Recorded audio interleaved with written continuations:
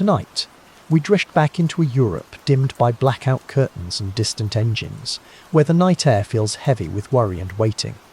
Far below the thunder of war, quieter forces are already moving.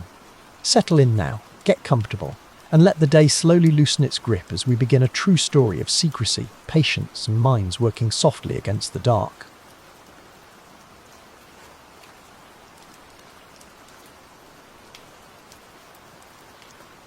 This is Told History, a place for calm, true stories from the past, shared slowly to help you rest while history quietly unfolds around you. If you enjoy these gentle journeys, you can like and subscribe to support the channel. And now, as the noise of the modern world fades, let us return to wartime Europe and the mystery of hidden messages.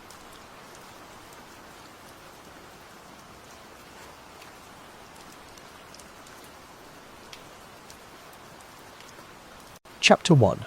A Quiet Beginning in a World at War. In the late 1930s, Europe stood in a tense hush, as if holding its breath before a storm.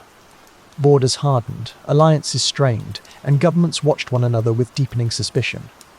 Across the continent, ordinary life continued in fragments, while leaders prepared for conflicts that many feared, many expected, and few fully understood.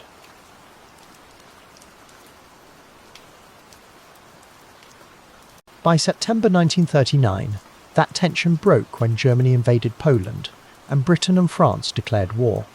The Second World War had begun. Yet in those first months on the Western Front, there was often an eerie stillness between sudden violence. Newspapers spoke of battles and mobilization, but many civilians also knew long stretches of waiting, uncertainty, and the creeping feeling that something much larger was gathering. War is often remembered through explosions, marching columns, and ruined cities. But much of war unfolds in quieter places, in offices, laboratories, map rooms, and cramped spaces where people read, calculated, translated, and listened. Behind every military movement stood systems of information.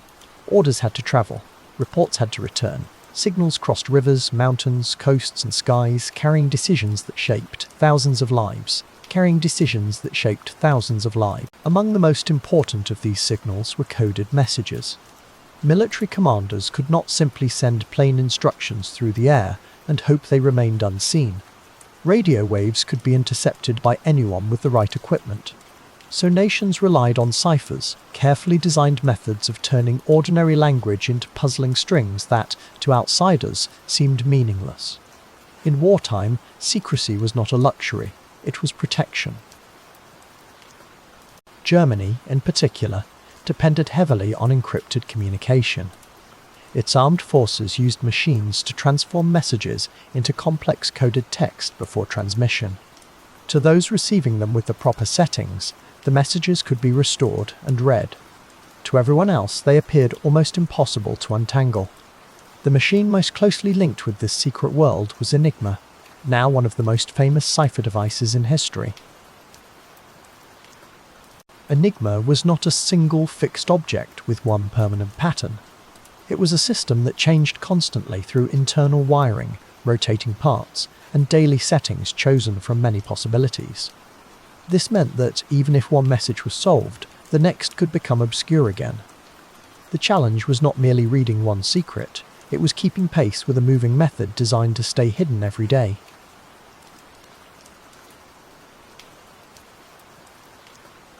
The German military used Enigma in different branches, including the Army, Air Force, and Navy, each with procedures that could vary.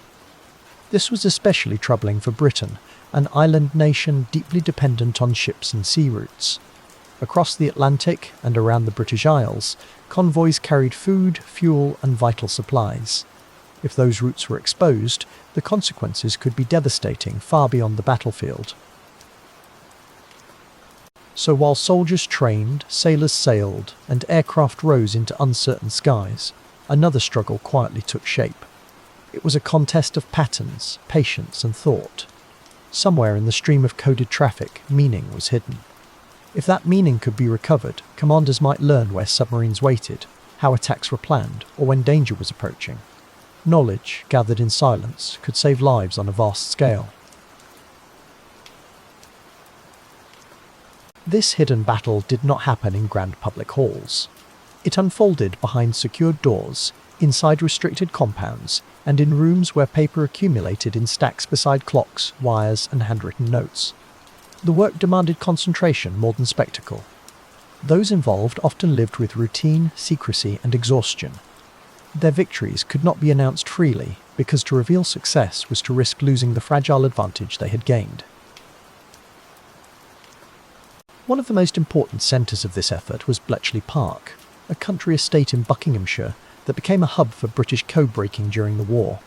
There, linguists, chess players, classicists, engineers, clerks, and mathematicians were brought together for a task both abstract and urgent. They were asked to confront messages that looked unreadable and find, somehow, the narrow path back to plain sense.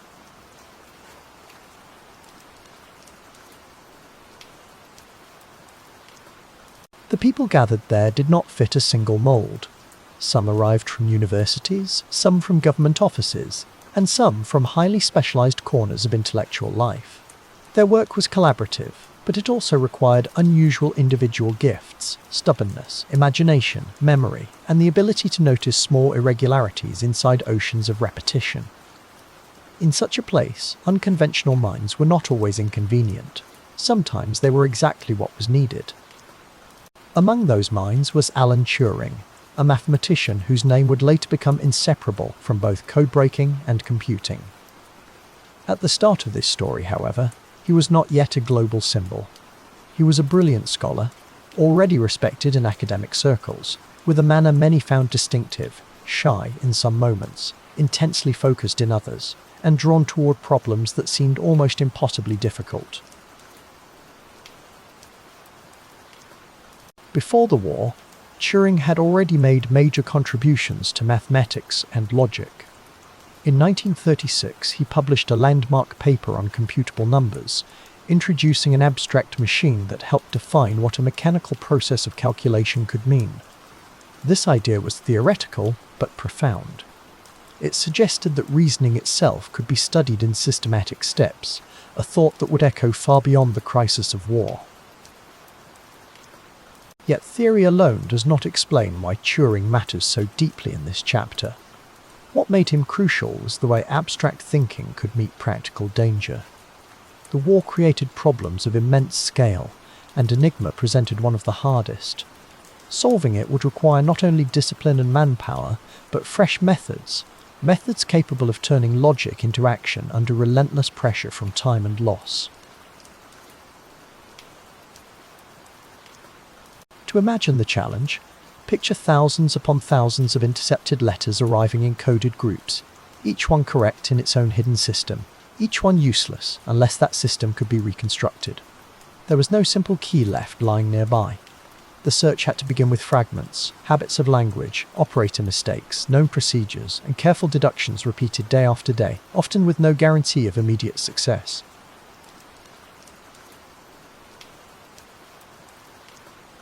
Even the quiet rooms where this work happened were connected to very real peril. If a convoy was attacked in the Atlantic, if an air raid was planned, or if naval positions shifted unseen, the cost would be measured in ships, cities, and human lives.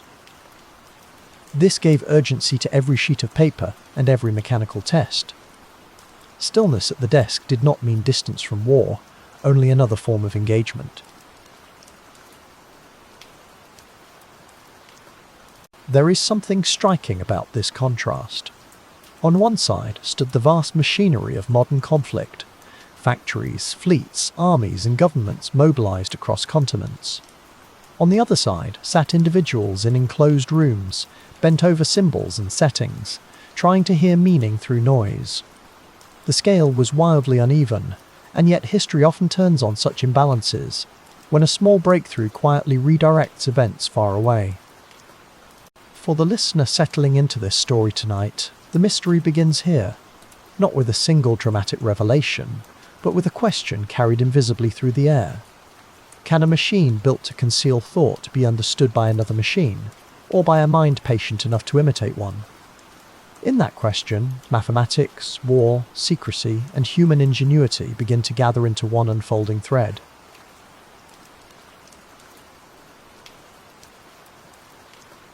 Alan Turing did not work alone, and it is important to remember that the history of code breaking is shared among many people across several nations. Polish mathematicians made vital pre-war advances against Enigma, and British efforts later built on that foundation. But in the chapters ahead, Turing will emerge as one of the central figures, not because he solved everything himself, but because his thinking changed what seemed possible.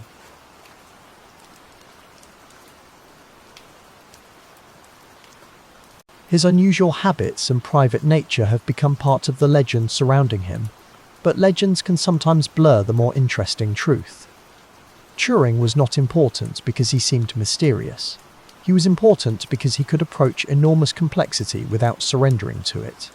Where others saw only confusion, he searched for structure. Where time pressed hardest, he kept asking what process might cut through the impossible. So this opening chapter rests in a world of thresholds, a continent at the edge of catastrophe, a secret service at the beginning of a difficult mission, and a mathematician nearing the work that would define his place in history. The noise of war is present, but not yet overwhelming. For now, we remain in the hush before acceleration, where clues are faint and outcomes are still uncertain.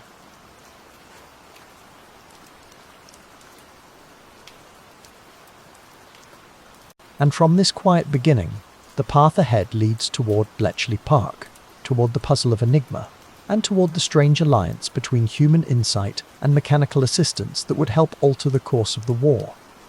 For now, let the scene settle gently around you. Darkened rooms, coded signals, turning rotors, and one thoughtful mind stepping closer to a problem the world could not ignore.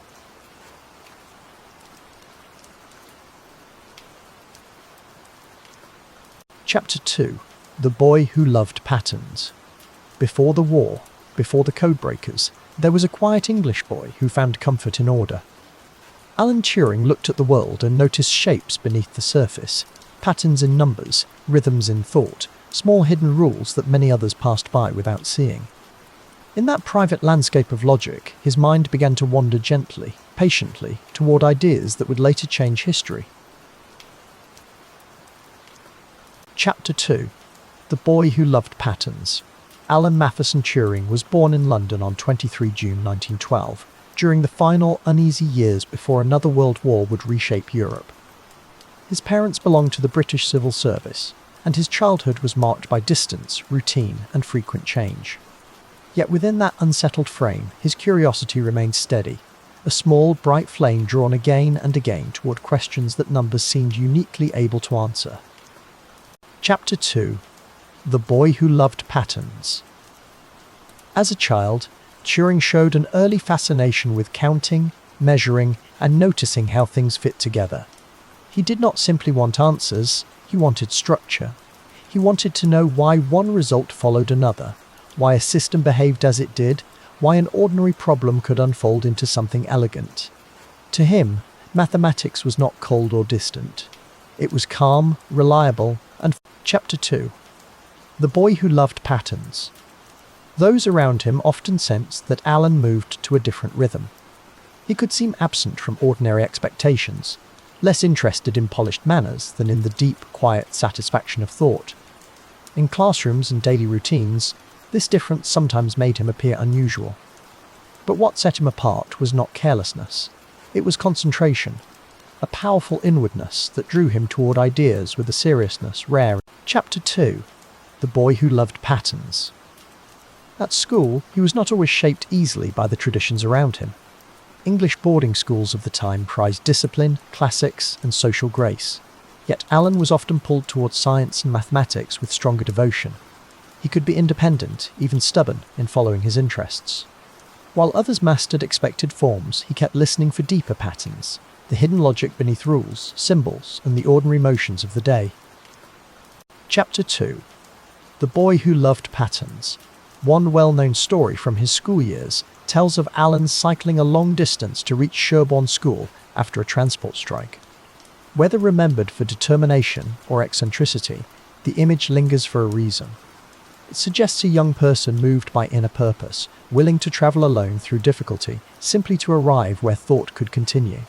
Even then, persistence was already becoming part of the pattern of his life. Chapter 2. The Boy Who Loved Patterns. Mathematics offered Turing something more than academic success. It gave him a language for certainty and imagination at once. In equations and proofs, he found both boundaries and freedom, firm steps that could lead into vast unknown territory. A problem on a page might begin with neat symbols, then open into questions about truth, possibility, and mind itself. For Alan, that journey was deeply pleasing. Chapter 2. The Boy Who Loved Patterns. He was also drawn to science in a broader sense, especially to the laws that seemed to govern nature quietly beneath visible life. Chemistry, measurement, and mechanism all carried the same promise, that hidden order could be discovered if one observed carefully enough. This habit of attention mattered. It trained him not only to solve, but to notice, to remain patient before complexity, and to trust that confusion might yield, in time, to form. Chapter 2. The Boy Who Loved Patterns.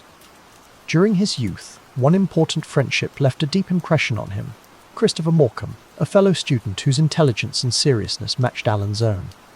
Their connection encouraged Turing's intellectual confidence and widened his sense of what a life of thought might become. When Morcom died suddenly in 1930, the loss was profound. Grief did not silence Alan's mind, but it gave his reflections on science, consciousness, and meaning a more. Chapter 2. The Boy Who Loved Patterns. In the shadow of that loss, Turing continued to think with unusual intensity about the relation between mind and matter. If thought arose from the physical world, then perhaps intelligence itself could be studied, described, even modelled. These were not yet the formal questions of machine computation, but the seeds were there, quiet, almost invisible at first, taking root in a young man already accustomed to searching beneath appearances for rules. Chapter 2. The Boy Who Loved Patterns. When Alan went on to study at King's College, Cambridge, his gifts found a setting more ready to recognise them. There, mathematics was not a distraction from proper education, it stood at the centre. He immersed himself in advanced study, moving among ideas that demanded precision and imagination in equal measure. In that world, his unusual habits of mind no longer seemed merely odd. They began to appear as genuine intellectual strength. Chapter 2. The Boy Who Loved Patterns. Cambridge offered him room to think slowly and deeply, and Turing used that freedom well. He explored probability, logic, and the foundations of mathematics, fields concerned not only with calculation, but with the nature of certainty itself. What can be known, and by what method, what follows inevitably from a rule, and what remains unresolved? These questions suited him perfectly because they invited patience, rigour, and a willingness to dwell inside abstraction without fear. Chapter 2. The Boy Who Loved Patterns. In 1935, Turing was elected a Fellow of King's College after work in probability theory, an early sign that his brilliance was being formally recognised. Yet even success did not seem to change his essential character. He remained deeply focused on ideas rather than display. Honours mattered less than the work itself, the chance to pursue a difficult thought all the way to its end, and perhaps beyond what others had yet imagined. Chapter 2. The Boy Who Loved Patterns. Around him, Europe was changing.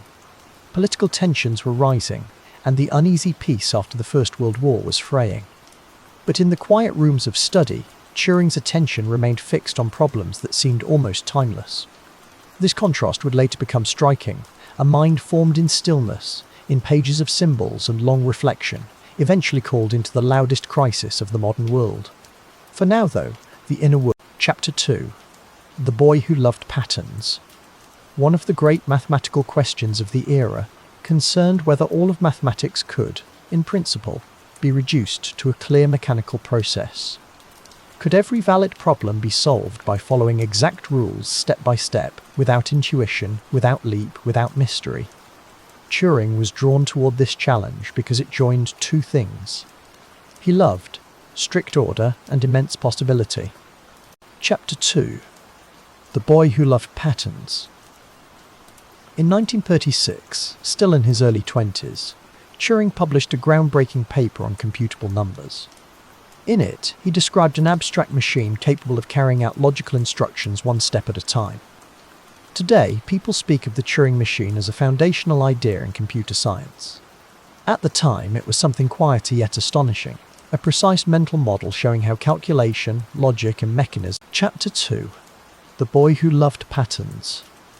This was not a machine built from metal and wires sitting on a workbench. It existed first in thought, simple, elegant and powerful. That is part of what makes Turing's achievement so remarkable. He could enter abstraction without losing clarity. He could hold a problem in the mind until its hidden skeleton appeared. Such patience, practiced over years, would later prove essential when faced with codes designed to resist every... Chapter 2. The Boy Who Loved Patterns. After Cambridge, Turing spent time at Princeton University, where he studied under the logician Alonzo Church and completed a doctorate in 1938. Princeton widened his intellectual horizon, placing him in conversation with some of the most important thinkers in logic and mathematics. Yet, even across the Atlantic, the same qualities remained visible: reserve, originality, and a mind continually reaching. Chapter 2. The Boy Who Loved Patterns. It is tempting to look backward and see destiny in every childhood habit, the boy who loved puzzles becoming the man who would confront enigma. But real lives are softer than prophecy. Turing's path was shaped by study, friendship, grief, discipline, and curiosity sustained over many years. His future work did not emerge from sudden genius alone. It grew slowly from repeated acts of attention, from noticing, asking, testing, and thinking again. Chapter 2. The Boy Who Loved Patterns. The habits that defined him were often quiet ones. He could linger with a question longer than most people found comfortable. He could return to a difficulty without boredom, turning it gently until another angle appeared. This calm endurance mattered as much as brilliance. In a world that often celebrates speed, Turing's early life reminds us that some minds work differently, not by rushing forward, but by staying still long enough to see clearly, not by rushing forward, but by staying still. Chapter 2. The Boy Who Loved Patterns. There was also a certain innocence in his devotion to truth. Mathematics did not flatter or deceive, it answered only to logic, and perhaps that honesty drew him close. In formulas and proofs there was relief from social confusion, from the untidy expectations of ordinary life. Numbers could be demanding, but they were not false. They offered a quiet companionship, and in their company Alan Turing learned how to trust the discipline of exact thought. Chapter 2. The Boy Who Loved Patterns. By the late 1930s, the world beyond universities was becoming darker. The rise of Nazi Germany and the approach of war would soon pull scholars, engineers, linguists and mathematicians into urgent service. Turing could not have known every shape that future would take, yet his mind had been preparing in its own silent way. The patience learned in study, the love of rules, the tolerance for complexity, all were gathering toward a new... Chapter 2. The Boy Who Loved Patterns. Before the noise of machines, before secret huts and intercepted signals, there was this long season of inward formation. A child attentive to numbers became a student of logic. A grieving friend became a thinker of unusual depth. A solitary mind learned how systems behave, where they fail, and how hidden structure can be revealed. These were not separate fragments, they were the early arrangement. Chapter 2. The Boy Who Loved Patterns. So as we leave Alan Turing in these quieter years, we do so with a clearer sense of the person taking shape behind the legend. Not only a future codebreaker, but a boy and then a young man who listened closely to order in the world. Soon, that listening would meet war, secrecy, and enormous pressure. But first there was silence, and within it, the patient music of thought. Chapter 3. The Machine of Secrets. In quiet rooms across Europe, messages tapped through wires and air, then passed into a machine that seemed almost graceful. Enigma was not large or loud. It sat like an ordinary tool, with keys, lamps and turning wheels inside. Yet each touch of a finger sent language into motion, changing plain words into hidden patterns that could travel safely through a dangerous war.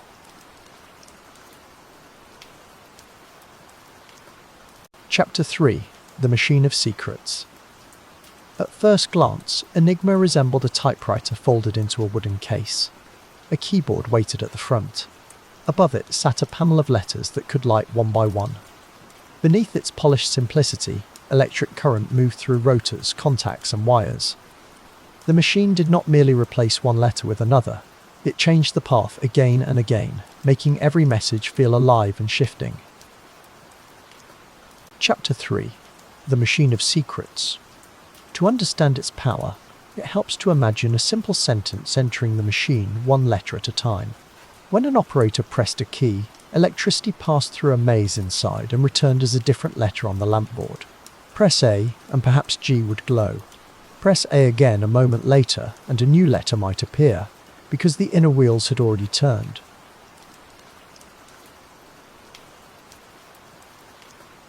Chapter 3. The Machine of Secrets. Those turning wheels were called rotors. Each rotor contained internal wiring that linked letters in a scrambled order. As one rotor stepped forward, the electrical route shifted. After enough turns, it nudged the next rotor, much like the movement of an odometer. This constant motion meant the machine was always changing itself. A message was never protected by one fixed substitution, but by a moving chain of substitutions. Chapter 3. The Machine of Secrets. Before sending a message, operators also set the machine according to daily instructions. These settings told them which rotors to use, in what order, and how each should begin. Since several rotors were available, the choices multiplied quickly. Even before a single key was pressed, the machine already held many possible starting arrangements. The sender and receiver needed identical settings, or the hidden message would remain a stream. Chapter 3. The Machine of Secrets. Another layer of complexity came from the plug board at the front of many Enigma machines. Here, pairs of letters could be swapped before and after the current passed through the rotors. This extra stage tangled the message still further. A letter might change once at the plug board, then again through the turning wheels, then again on its return path. For anyone outside the system, the result looked bewildering and deeply secure. Chapter 3. The Machine of Secrets. There was also a reflector inside, an important piece that sent the electrical current back through the rotors by a different route. This gave Enigma a special symmetry. The same machine settings used to encrypt a message could also decrypt it. Type the coded letters back in, and the original words would appear. It was elegant engineering, efficient, repeatable, and well suited to the speed demanded by modern war. Chapter 3. The Machine of Secrets. To German operators, this system offered order amid chaos. Messages about convoys, aircraft, troop movements, fuel, and weather could be sent rapidly across great distances. In occupied Europe and on the Atlantic, command depended on communication. Enigma helped protect that communication. It allowed military plans to move through radio networks where enemies were listening. The signal itself could be heard, but the meaning seemed lost. Chapter 3. The Machine of Secrets. Radio had one great weakness: anyone could intercept it. A message sent through the air could be copied by friend and foe alike. That made strong encryption essential. Enigma answered this need by transforming ordinary language into groups of letters that appeared random. To a listener with pencil and headphones, the transmission was clear enough to capture, but impossible to understand without the matching machine and the correct daily settings. Chapter 3. The Machine of Secrets. What made Enigma so intimidating was not only its machinery, but the vast number of possible arrangements. Rotor order, starting positions, ring settings, and plug board connections combined into an enormous field of choices. To those trying to solve it from the outside, the machine seemed to offer a fresh puzzle every day, and indeed with every letter typed. It turned language into a moving maze whose walls shifted as one walked through it. Chapter 3. The Machine of Secrets. Yet, for all its complexity, Enigma still depended on human hands. Operators prepared the machine, followed codebooks, and typed the messages. The machine did the scrambling, but people shaped the routines around it. In war, this mattered greatly. Systems that seem flawless in theory can become vulnerable in practice. Still, from the outside, Enigma inspired awe. It appeared to join precision engineering. Chapter 3. The Machine of Secrets. Imagine a naval command waiting for reports from U-boats in the Atlantic. Somewhere beyond the horizon, wireless messages carried positions, sightings, and instructions. These words could affect merchant shipping, escorts, and supply lines that fed Britain. If such traffic remained unreadable, then decisions had to be made in darkness. Enigma therefore was not just a clever box of rotors. It was a shield wrapped around movement. Chapter 3. The Machine of Secrets. On land as well, secrecy mattered. Orders moved between headquarters and field units. Weather forecasts supported aviation. Reports from occupied territories crossed long distances through coded channels. Enigma stood within this network like a quiet gatekeeper. It did not fire a weapon or steer a ship, yet it guarded information that shaped battles and campaigns. Its power came from silence, from preventing others from knowing what was being planned. Chapter 3. The Machine of Secrets. There was a strange beauty in the design. Keys clicked, rotors advanced, lamps flashed, and hidden circuits made swift decisions in the dark.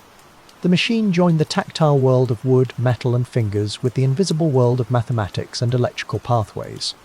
It felt both intimate and remote. A person could hold it, carry it, and operate it, yet inside it unfolded patterns too numerous for easy human tracking.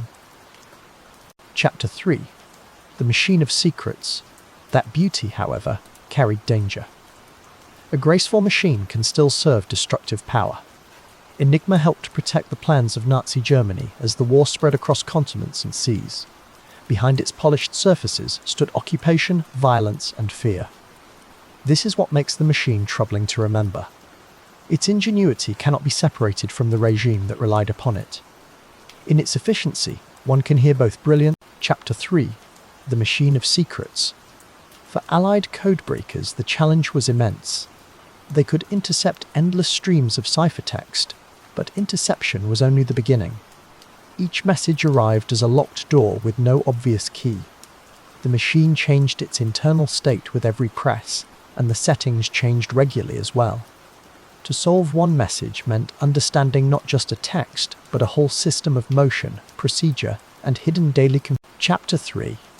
The Machine of Secrets.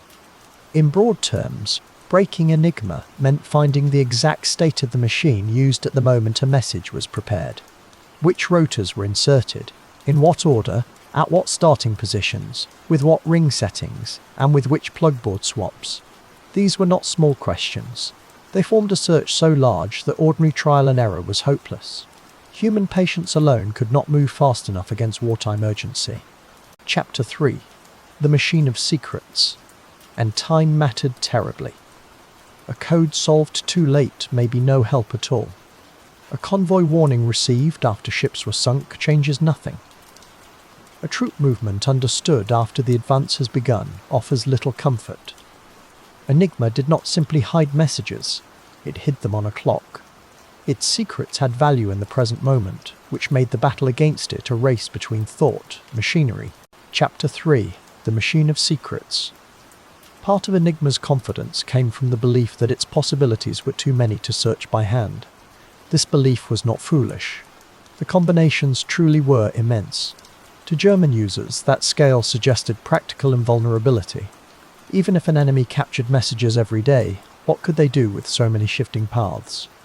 The machine seemed to turn mathematics itself into armor, wrapping military communication in a cloak of nearly endless variation. Chapter 3. The Machine of Secrets. Yet machines, no matter how intricate, live within rules. Enigma's letters did not change by magic, they changed according to structure. Rotors stepped in defined ways. Circuits followed fixed routes once settings were chosen. Procedures repeated from station to station. This offered a faint hope to those studying it. Beneath the swirl of possibilities there had to be order. And where there is order, a patient mind may someday find an opening. Chapter 3. The Machine of Secrets. For the listener, it may help to picture Enigma as a labyrinth that rebuilds itself with each footstep. The entrance remains visible, a message goes in, but the corridors beyond are forever rearranging. To follow that path without the plan seems impossible, and still, someone might notice that the walls obey hidden rules. That quiet realization would become crucial. The maze was shifting, yes, but it was not alive. It could be studied. Chapter 3. The Machine of Secrets. This is why Enigma became more than a machine. It became a symbol of modern secrecy itself, mechanical, mathematical, disciplined, and vast. It represented a new age in which wars were shaped not only by factories and armies, but by hidden information moving at electrical speed. Whoever could guard meaning might guide events from afar. Whoever could uncover that meaning might alter. Chapter 3. The Machine of Secrets. By now, we can feel both sides of its presence.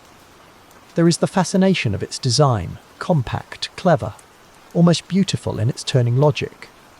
And there is the unease of its purpose, to conceal intentions that would bring danger across oceans, cities, and borders. Enigma held both qualities at once.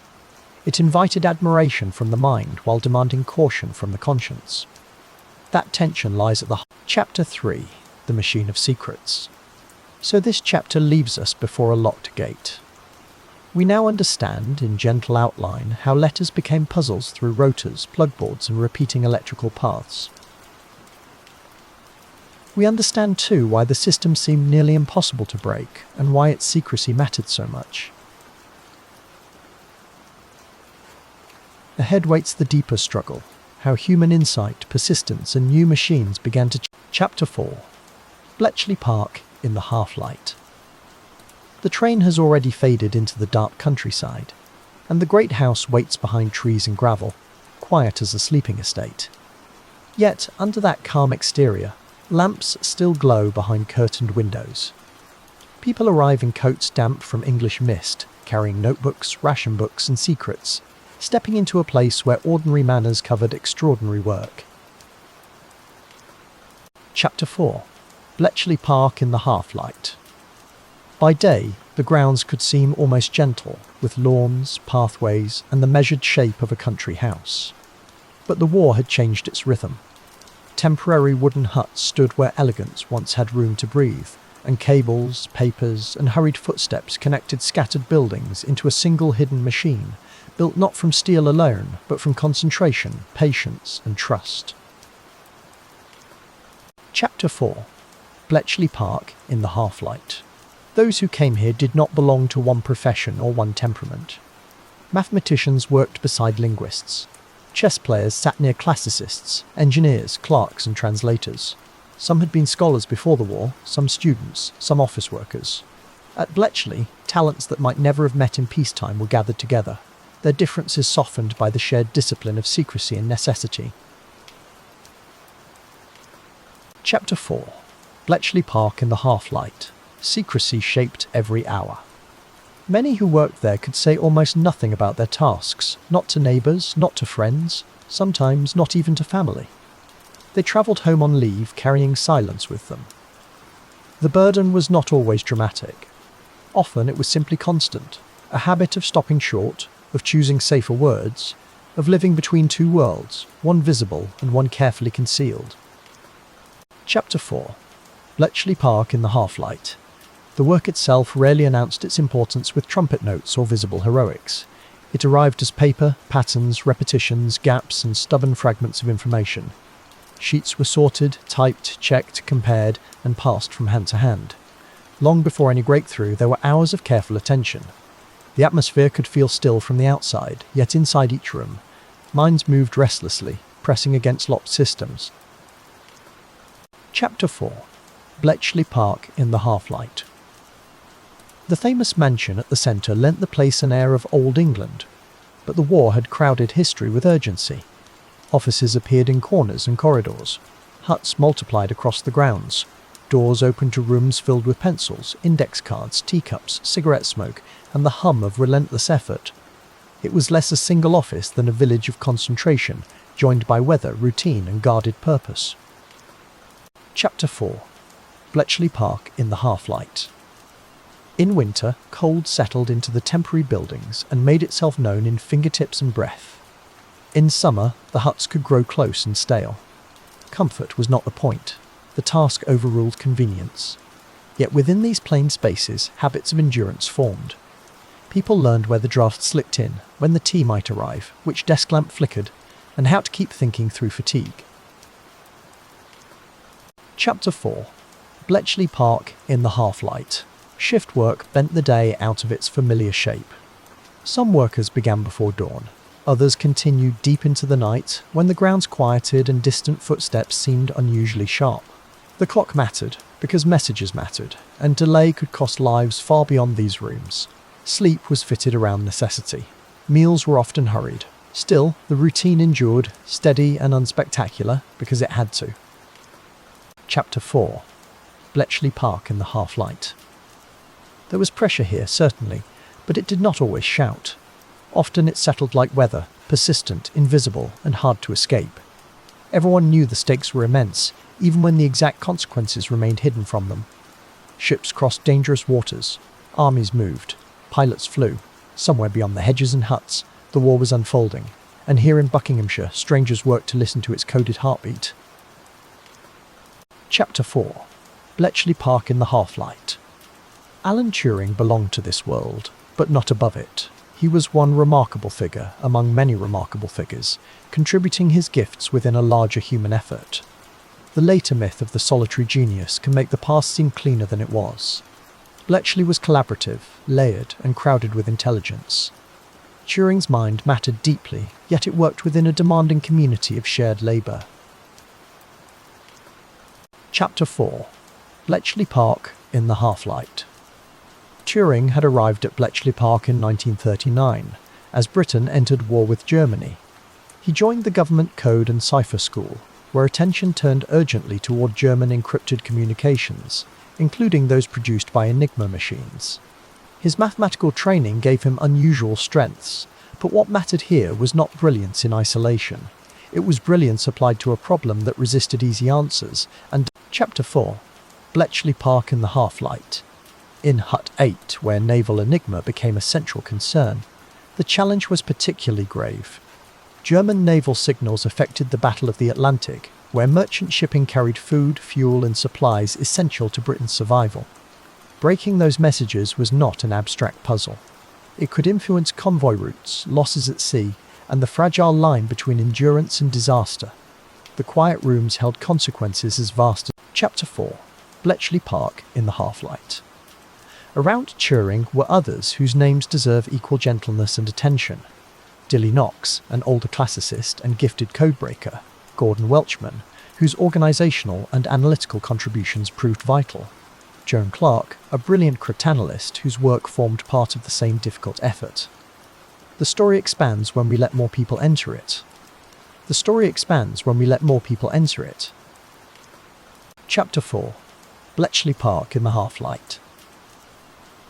Many workers were young women, recruited for clerical, analytical and operational roles that demanded skill and steadiness. They ran machinery, logged results, handled documents, and maintained the flow of information that made breakthroughs usable. Their labour was essential, though often under-recognised for decades. In a place devoted to hidden knowledge, much of the human story also remained hidden, waiting years before the public began to understand it. Chapter 4. Bletchley Park in the Half-Light. The sounds of Bletchley were not the sounds of battle, yet they formed their own wartime music. Typewriters striking, pages turning, chairs shifting, footsteps across boards, low voices trading possibilities, and sometimes the mechanical pulse of bombs searching through combinations. These were modest sounds, domestic almost, but together they marked a struggle, no less real for being quiet, and no. Chapter 4. Bletchley Park in the Half-Light. Tea was part of the rhythm, as it so often was in Britain, but even these pauses were shaped by circumstance. A cup in the hand did not dissolve the problem waiting on the desk. Conversation could drift toward ordinary things, weather, train times, food, exhaustion, because ordinary speech offered relief. Then attention narrowed again. The message remained encrypted, and somewhere Chapter 4. Bletchley Park in the Half-Light. There is something moving about the mixture of brilliance and routine that lived here side by side. Great intellectual effort unfolded amid mud, paperwork, poor heating, and repetitive tasks. History often remembers breakthroughs as flashes of pure inspiration, but places like Bletchley remind us that insight must be carried by systems, schedules, and people willing to do necessary work over and over until the pattern finally. Chapter 4. Bletchley Park in the Half-Light. The park's half-light suits its memory. So much happened in partial knowledge. Workers might understand one fragment, while another room held a different fragment entirely. Security required separation. Even success could not always be fully explained. Information moved carefully, and understanding arrived in pieces. This created a strange emotional landscape, deep involvement without complete perspective. Chapter 4. Bletchley Park in the half-light. Outside, the countryside kept its own slow tempo. Trees shifted in the wind. Gravel remembered each passing shoe. Morning mist gathered over the grounds. It is easy to imagine how peaceful it might have looked from a distance. Yet beneath that calm, messages from submarines, commands and military movements were being wrestled into meaning. The contrast gave Bletchley its peculiar character, serenity at the surface. Chapter 4. Bletchley Park in the half-light. For those working there, fatigue could sharpen emotion in unexpected ways. A small success might feel immense. A setback could darken an entire shift. And yet discipline held. People returned to the desk, the intercept, the hypothesis, the machine. They did so not because they were untouched by strain, but because strain had become part of the landscape. Endurance was not dramatic here. It was practiced quiet. Chapter 4. Bletchley Park in the half-light. Turing himself could seem unusual to colleagues, remembered as intensely focused, sometimes awkward, often absorbed by ideas with a force that set him slightly apart. But even this distinctness existed within a workplace full of exceptional temperaments. Bletchley had room for unconventional minds because the problems were unconventional too. It needed people who noticed patterns differently, who could sit with difficulty longer than comfort would normally allow. Chapter 4. Bletchley Park in the half-light. The achievements of Bletchley Park would remain secret long after the war, and that delayed recognition changes how we imagine the people who served there. They could not step into public applause. Many returned to ordinary life carrying extraordinary memories in silence. Their success belonged first to necessity, not fame. In that sense, the half-light never fully lifted. The work was done for consequence, not for immediate acknowledgement. Chapter 4. Bletchley Park in the half-light. To linger here is to understand that history can turn inside modest rooms. Not every decisive place looks grand at the moment of decision. Sometimes it looks like a hut with dim windows, a desk under a lamp, a stack of intercepts, and a tired worker refusing to give up. The secret world at Bletchley was built from such scenes, repeated until hidden patterns began to surrender.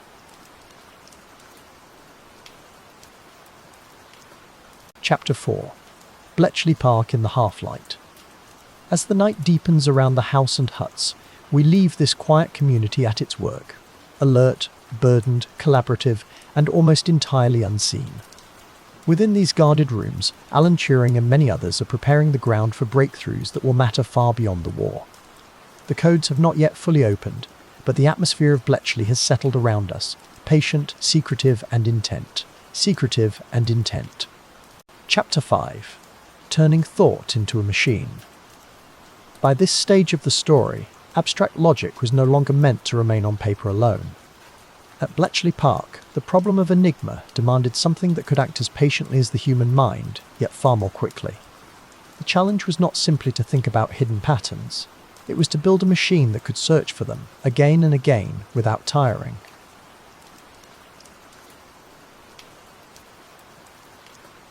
Chapter 5. Turning thought into a machine. The Germans changed enigma settings constantly, and each new day brought another wall of uncertainty. Hand methods, however clever, could not keep pace with the flood of intercepted signals. What the codebreakers needed was a steady mechanical partner, something capable of testing possibilities at a speed no room of people could match. In that quiet need, thought began its slow passage to Chapter 5. Turning thought into a machine. Alan Turing helped shape the thinking behind this effort, drawing on earlier Polish breakthroughs, and on his own careful understanding of Enigma's weaknesses. His contribution was not a single magical moment. It was a disciplined way of turning logic into a process. If certain assumptions could be made about a message, then a machine might follow those assumptions outward, checking where they held and where they failed. Chapter 5. Turning thought into a machine. That machine became known as the Bombi. It was electromechanical, filled with rotating drums and intricate wiring, designed to race through possible enigma settings with relentless calm. Its purpose was not to read a message directly. Instead, it searched for combinations that could not be true, steadily narrowing the field. By eliminating impossibilities, it helped reveal the small paths where the correct setting. Chapter 5. Turning thought into a machine.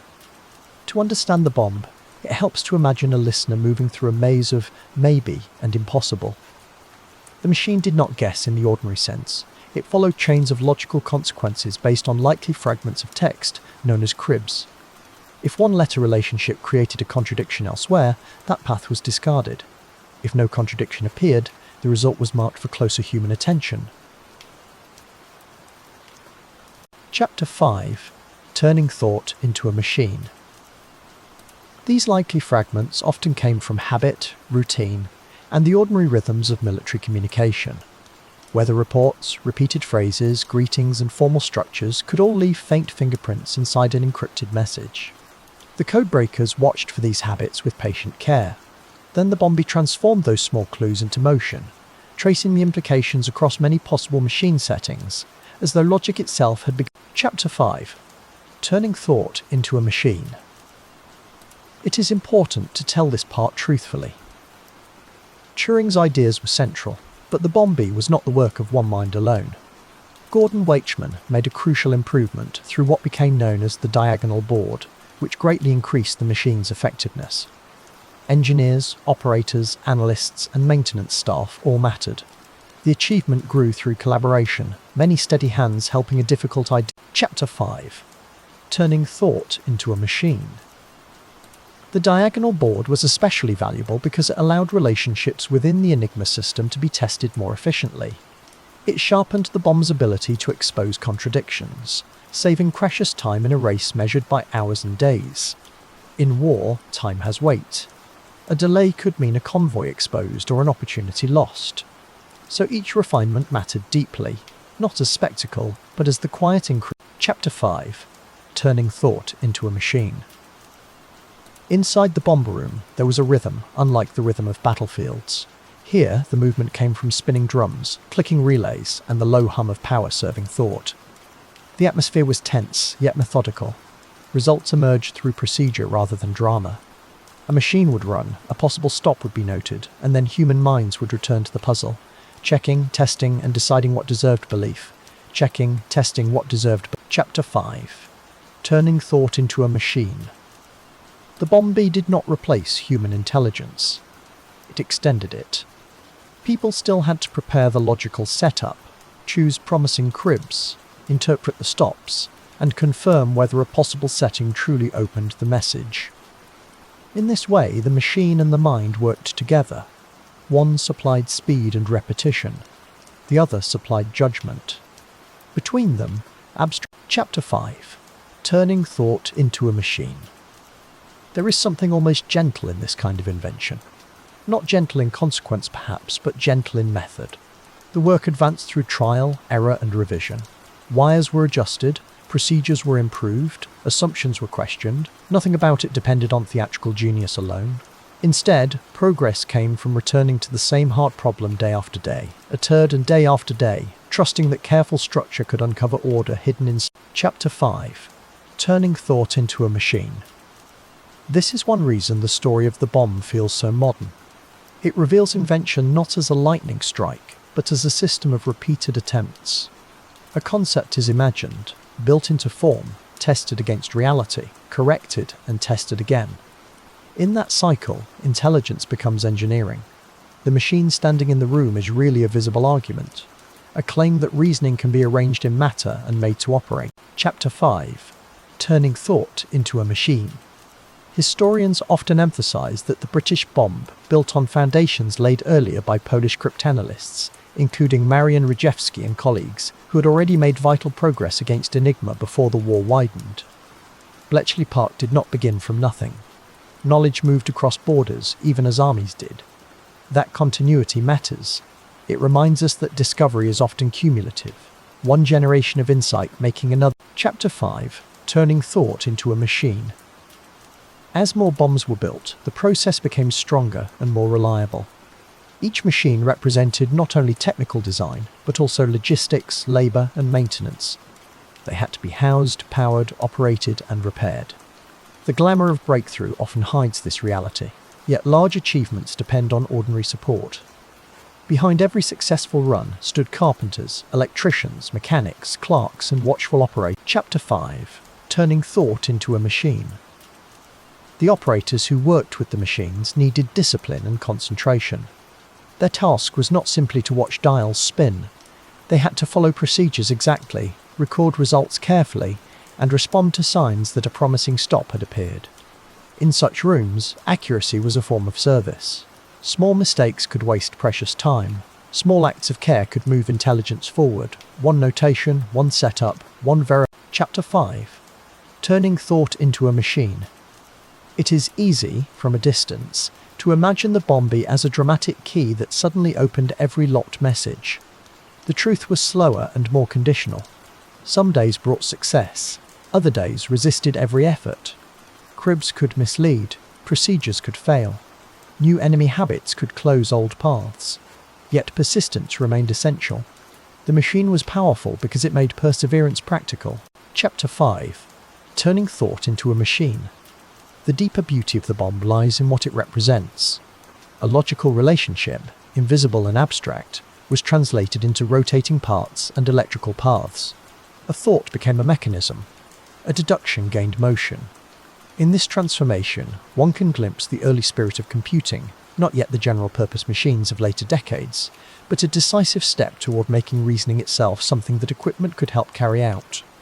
Chapter 5. Turning thought into a machine.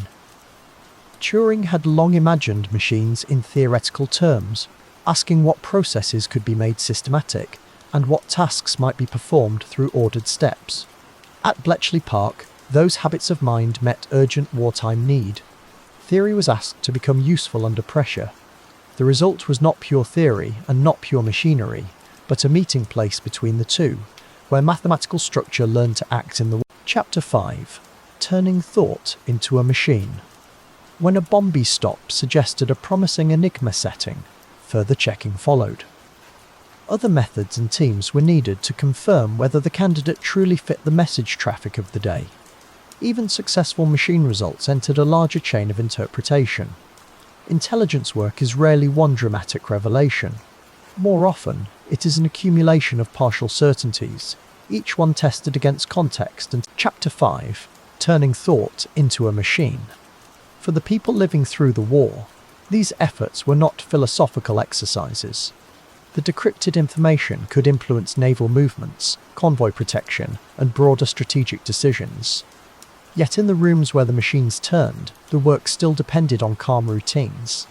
This contrast is striking. Great consequences emerged from quiet concentration, from carefully prepared assumptions, measured procedures. Chapter 5. Turning thought into a machine. If you listen closely in imagination, you can almost hear the chapter's true pulse. Not explosions, not speeches, but wheels turning, contacts closing, paper notes being written down. The sound of persistence, the sound of uncertainty being narrowed.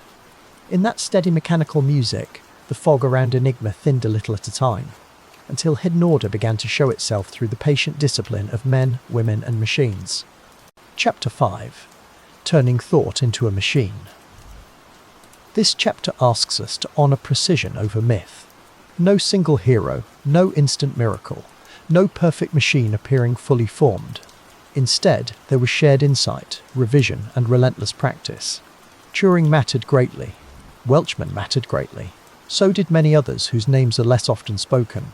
The true story is richer for that honesty, because it shows how real progress is built through cooperation. Chapter 5. Turning thought into a machine. In the end, the Bombay stands as more than a wartime tool. It marks a threshold in human history when reasoning was organized into a mechanism that could assist thought at remarkable speed.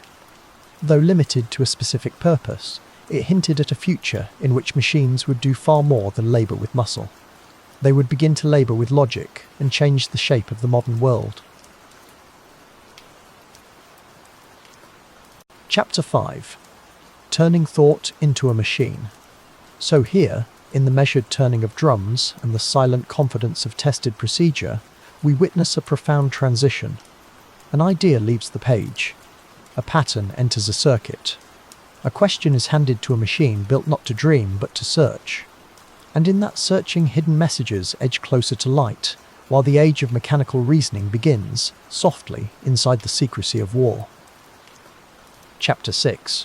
Whispers from the Atlantic. Beyond the guarded rooms of Bletchley Park, the war stretched across a vast grey ocean. Merchant convoys carried grain, oil, weapons, and letters from home between North America and Britain. Beneath those cold waters, German U-boats waited in silence, searching for slow-moving targets. Here, hidden signals mattered deeply, because a message read in time could gently alter a route and spare a ship from danger. Chapter 6. Whispers from the Atlantic. The Battle of the Atlantic lasted from 1939 until Germany's defeat in 1945, and for much of that time it shaped whether Britain could be fed, armed, and sustained. Every convoy became a moving thread in a fragile lifeline. If too many ships were lost, shortages would grow severe. So the struggle was not only military, it was also about bread, fuel, medicine, and endurance. Chapter 6. Whispers from the Atlantic. Convoys were groups of merchant ships sailing together under naval escort. The arrangement was simple in idea and difficult in practice. A clustered convoy was easier to defend than scattered vessels crossing alone, yet it also presented a larger prize when discovered. On dark seas, captains followed strict orders, steady courses, and shaded lamps, trusting discipline and routine to carry them through wind, ice, and uncertainty. Chapter 6. Whispers from the Atlantic. Their enemies moved mostly unseen. German submarines, known as U-boats, patrolled the Atlantic approaches and the wider ocean, hoping to interrupt those supply lines. They listened, watched, and reported by radio. At times, they operated in coordinated groups, a tactic often called wolf packs. Once a convoy was found, more boats could be directed toward it, turning one contact report into a dangerous gathering beneath the waves. Chapter 6. Whispers from the Atlantic. That is where signals intelligence became so important. U-boats and German Naval Command depended on encoded radio traffic to share positions, orders, weather, and assessments. If British codebreakers could unlock enough of that traffic quickly enough, commanders at sea might reroute convoys away from threatened areas. It was never a magic shield, only an advantage, partial and time-bound, earned through patient work with intercepts, patterns. Chapter 6. Whispers from the Atlantic. The naval Enigma system was especially difficult. It was not identical in practice to the versions used by other German services, and its procedures could be more demanding for Allied cryptanalysts to penetrate. That meant the struggle in the Atlantic often rose and fell with periods of insight and periods of blindness. Some days brought clarity from fragments, other days delivered only silence, delivered only silence, delivered only silence, delay, and unanswered. Chapter 6. Whispers from the Atlantic. Wireless operators across Britain and beyond listened constantly for German transmissions. They copied streams of letters, call signs, and signal groups that seemed meaningless at first glance. Direction-finding stations also helped estimate where a transmission had come from. Piece by piece, this invisible geography of sound built a picture of the ocean. Before any convoy changed course, many quiet hands had already worked to hear the storm speaking. Chapter 6. Whispers from the Atlantic. At Bletchley Park, analysts combined decrypted messages with other forms of information.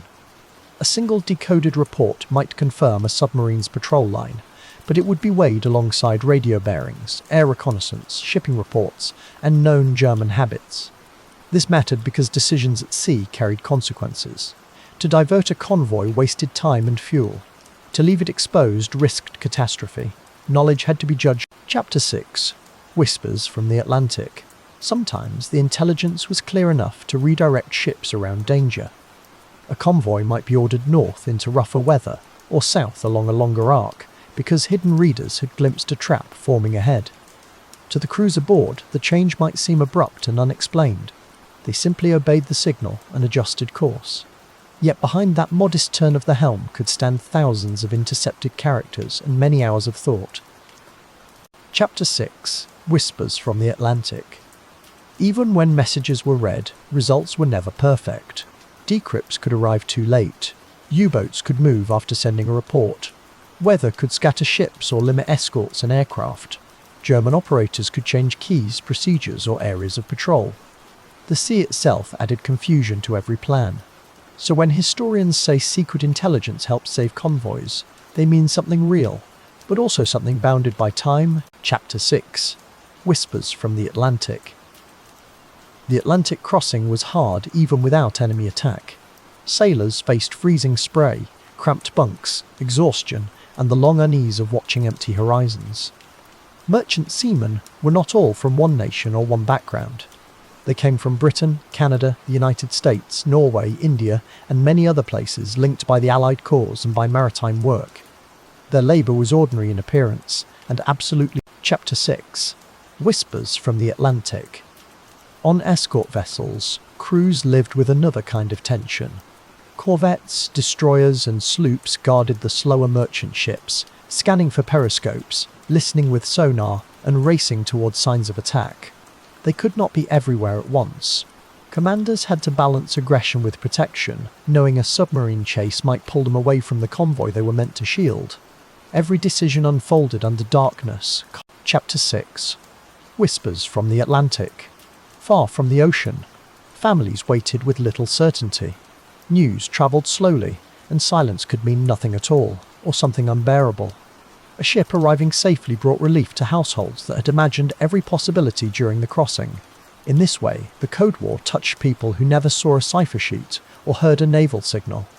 Hidden information moved quietly through their lives, shaping whether waiting ended in joy or grief. Chapter 6. Whispers from the Atlantic. The struggle intensified in 1942, when Allied losses in the Atlantic were severe, and German submarines found repeated success. That year reminded everyone that intelligence alone could not win the battle. More escorts were needed, better air cover was needed, improved tactics were needed, and ship production mattered greatly. Yet decoded traffic still offered something precious. A chance to anticipate. Chapter 6. Whispers from the Atlantic. By 1943, the balance began to shift more clearly toward the Allies. This change came from several causes working together: stronger escort groups, long-range aircraft, improved radar, high-frequency direction finding, better weapons, and valuable intelligence from decrypted German communications. No single factor tells the whole story. But when enough pieces aligned, convoys could cross with growing confidence. Chapter 6. Whispers from the Atlantic. One important truth remained carefully guarded during the war. If the Allies acted too obviously on secret knowledge, Germany might suspect its naval codes were compromised and tighten security further. So intelligence had to be used with restraint. Commanders could not always respond in the most direct way. Sometimes they needed a plausible reason for a route change or a patrol decision. Silence, even after discovery, was. Chapter 6. Whispers from the Atlantic. This made success feel strangely invisible. A convoy that arrived safely rarely knew exactly why its voyage had gone well. There was no public celebration for the attack that never happened. No easy monument for danger avoided by a quiet alteration, of course. Yet absence can tell its own story. Empty ocean where submarines had expected targets. Full docks where ships unloaded grain and fuel. Chapter 6. Whispers from the Atlantic. Still, many convoys were struck, and many lives were lost. To speak gently about this chapter is not to smooth away its pain. Merchant ships burned, crews abandoned vessels in bitter water, and rescue could come slowly if it came at all. Code breaking reduced peril, but did not erase it. The Atlantic remained a place where courage met exposure each night, and where survival often depended on a chain of unseen effort. Chapter 6. Whispers from the Atlantic. Alan Turing's work belonged to this wider network of effort, though he was never alone in it. Mathematicians, linguists, engineers, radio operators, naval officers, and machine attendants all contributed to the reading of German signals. The story becomes clearer when we remember collaboration. Brilliant insight mattered deeply, but so did repetition, maintenance, filing, checking, relaying, and long hours without drop. Chapter 6. Whispers from the Atlantic. In practical terms, deciphered messages help naval planners estimate where danger clustered and where temporary openings might exist. Convoys could then be routed through gaps between patrol lines, escorted more heavily in threatened sectors, or delayed when risks appeared too high. None of these choices guaranteed safety. They simply improved the odds. In war, improving the odds can change everything. Not by miracle, but by preserving enough ships. Chapter 6. Whispers from the Atlantic. There is something deeply human in this hidden exchange between sea and mind. On one side, sailors braced against wind and water. On the other, codebreakers leaned over papers and machines, tracing order inside confusion. They never met most of the people they were helping, yet they were connected all the same. A solved indicator, a recovered key, a timely warning. These small acts could travel outward and become shelter on a distant ocean. Chapter 6. Whispers from the Atlantic. The Atlantic campaign also showed that information has a rhythm. Signals were sent, intercepted, processed, interpreted, and finally turned into action. At each stage, minutes and hours mattered. Too slow, and insight faded into history before it could help the living. Fast enough, and the same information might bend events. This is one reason the Code War mattered so much. It transformed knowledge from something abstract into something that could move. Chapter 6. Whispers from the Atlantic. When we imagine this chapter, it helps to hold two scenes at once. In one, a convoy moves through black water, engines steady, men watching the horizon for nothing they can name. In the other, lamps glow over desks while intercepted groups of letters are tested for meaning. The distance between those scenes seems vast, yet in wartime they were bound together, each depending on the other for endurance and direction. Chapter 6. Whispers from the Atlantic. So the battle widened from code rooms into open water, and from secret calculations into the daily fate of ships. Hidden information, once uncovered, could not end danger, but it could soften its approach and sometimes turn loss aside. In that quiet power lay one of the war's most important truths. Understanding, patiently won, could protect distant lives. Across the Atlantic, whispers became roots, and root. Chapter 7. The secret kept, even in victory. By the time Allied codebreakers could read many Enigma messages, a new burden settled over every success. Knowing the enemy's plans did not mean acting on every warning. If every convoy turned away at the perfect hour, or every ambush failed too neatly, suspicion would begin to stir. So victory often arrived quietly, wrapped in restraint, and hidden even from those it helped protect. Chapter 7. The secret kept even in victory. This was one of the strangest realities of intelligence work during the war. Information could save ships, soldiers, and cities, yet using it too directly might destroy the very source that made those rescues possible. Decisions were therefore measured with extraordinary care. Each move asked the same difficult question: how much can be done today without losing the secret that may protect many more lives tomorrow? Chapter 7. The secret kept. Even in victory. At Bletchley Park, breakthroughs did not create a simple path from message to action. Between a decrypted signal and a military response stood layers of judgment, delay, and disguise. Commanders needed reasons that looked ordinary. Patrols might be redirected under another pretext. Aircraft might be sent on routes that appeared routine. The truth had to travel in silence, wearing the clothes of chance, caution, or standard. Chapter 7. The secret kept. Even in victory, to preserve the secret, Allied planners sometimes let events unfold without interference, even when the danger was understood. That fact gives this hidden war its deepest weight. Intelligence was powerful, but never unlimited, and never free of consequence. The people involved could not simply reach out and stop every blow. They had to think beyond the immediate moment, guarding an advantage whose value depended on remaining. Chapter 7. The secret kept. Even in victory, in the Battle of the Atlantic, this careful balance was especially important. Convoys crossing dark waters depended on information about U-boat movements, weather, fuel, and timing. Yet if too many ships escaped too many traps, German commanders might look more closely at their own communications. So intelligence had to be mixed with other sources and ordinary naval judgment, becoming one thread woven into a larger pattern of survival. Chapter 7. The secret kept. Even in victory, the same pattern appeared in the air war. If a raid was expected, preparations might be adjusted quietly rather than dramatically. Defenses could be strengthened through explanations that seemed plausible without revealing the hidden source.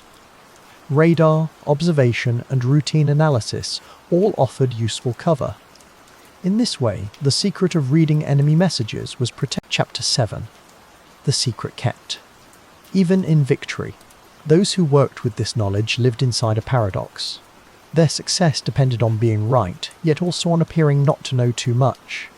They were asked to trust that unseen restraint could serve the larger good. This was not the bright triumph of public victory. It was a colder, quieter kind of service, measured in probabilities, deferred action, and nights spent carrying the knowledge of danger in silence. Chapter 7.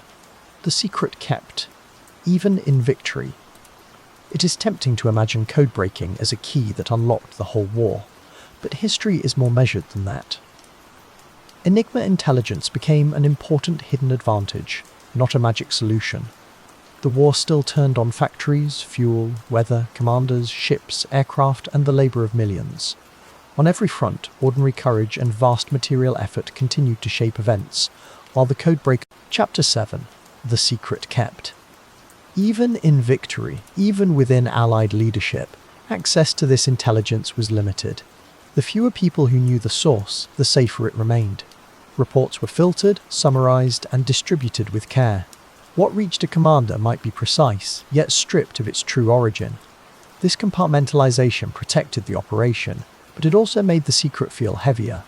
Knowledge was divided into narrow channels, and trust had to flow. Chapter 7. The secret kept. Even in victory, there were also delays. A message had to be intercepted, processed, decrypted, translated, assessed, and then compared against the wider picture. Some signals arrived too late to matter.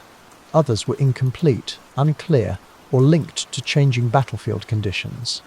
Intelligence could illuminate, but it did not erase uncertainty.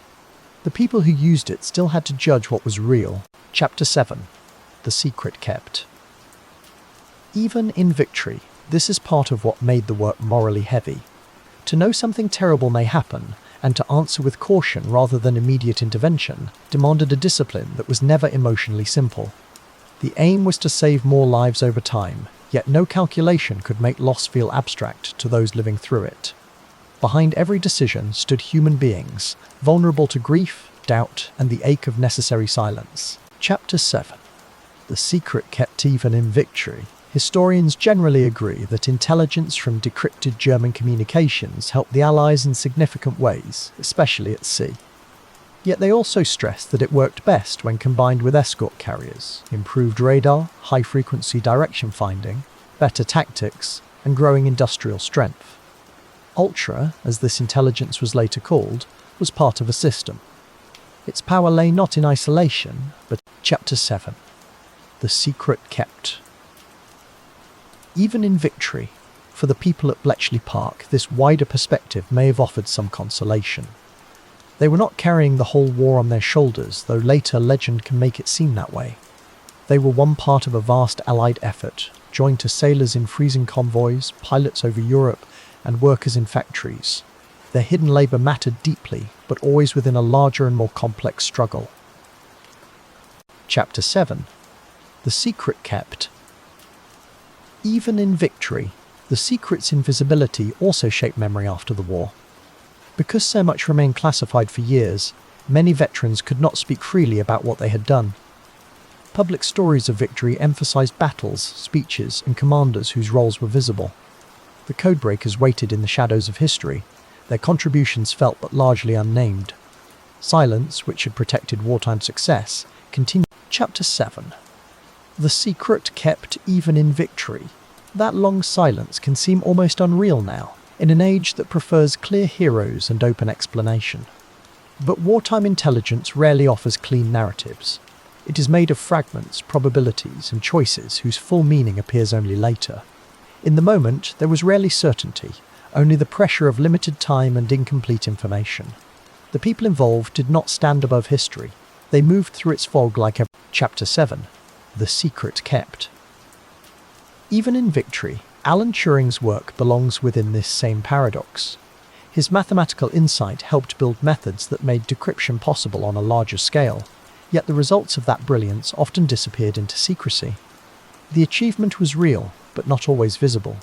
It moved through reports, routes, and decisions rather than applause. In this sense, the codebreakers altered the war not with spectacle, but with a disciplined and hidden. Chapter 7. The secret kept even in victory. Across Europe, North Africa, and the Atlantic, the war continued with its usual hardness. Armies advanced, retreated, regrouped, and endured. Civilians waited under rationing and threat. Intelligence could guide action, but it could not spare the world from the war's full weight. This too matters in telling the story truthfully.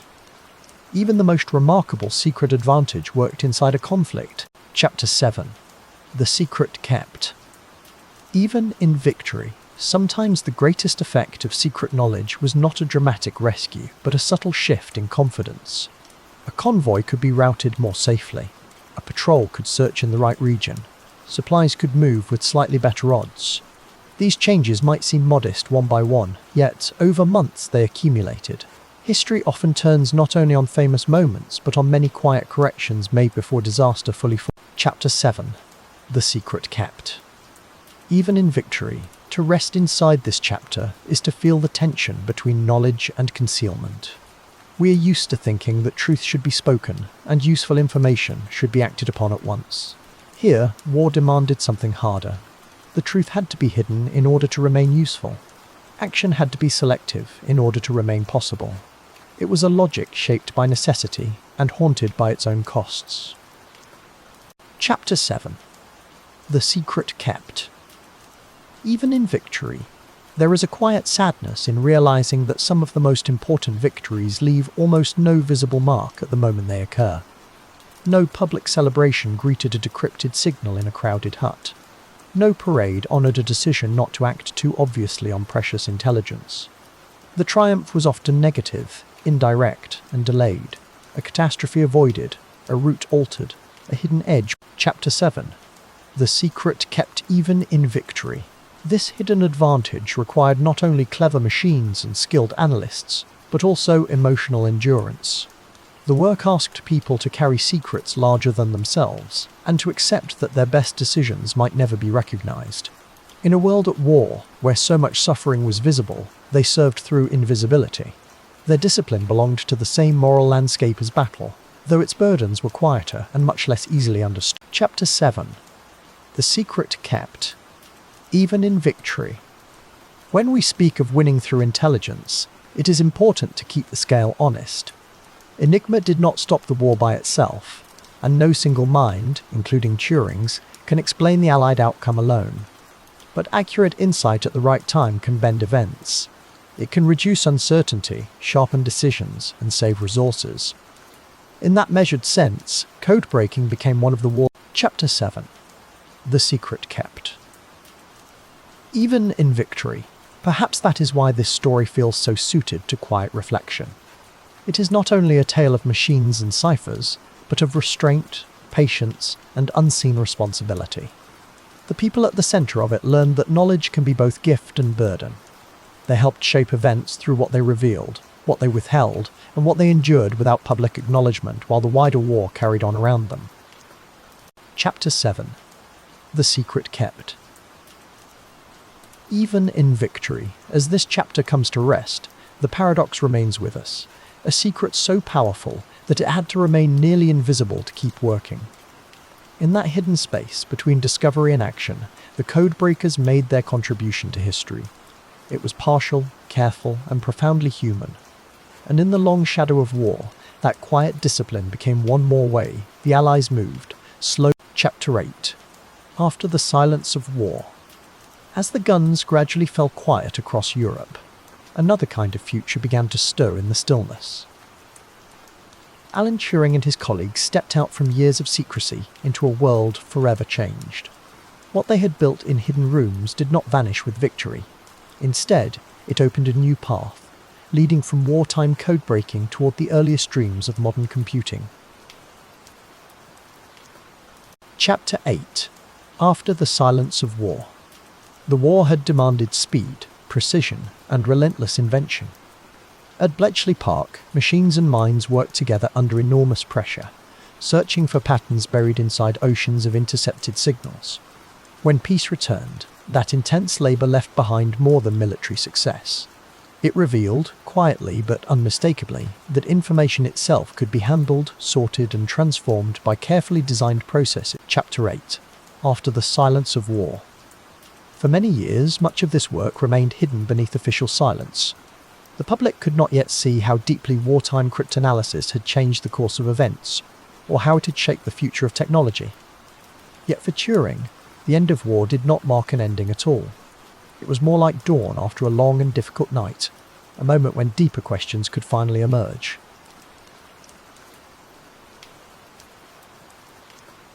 Chapter 8. After the Silence of War. Long before the war, Turing had already begun asking remarkable questions about logic, symbols, and procedure. In 1936, he described an abstract computing machine, now known as the Turing machine, not as a physical device, but as a way to think clearly about calculation itself. With elegant simplicity, he showed how instructions could be broken into small, exact steps that a machine could. Chapter 8. After the Silence of War. This earlier theoretical work mattered because it transformed calculation from something tied to a specific tool into something far more universal. A single machine, Turing argued, could imitate the work of many others if it were given the right instructions. That idea became the foundation of the universal machine, the ancestor, in spirit, of the programmable computers that would later shape the modern world. Chapter 8. After the Silence of War.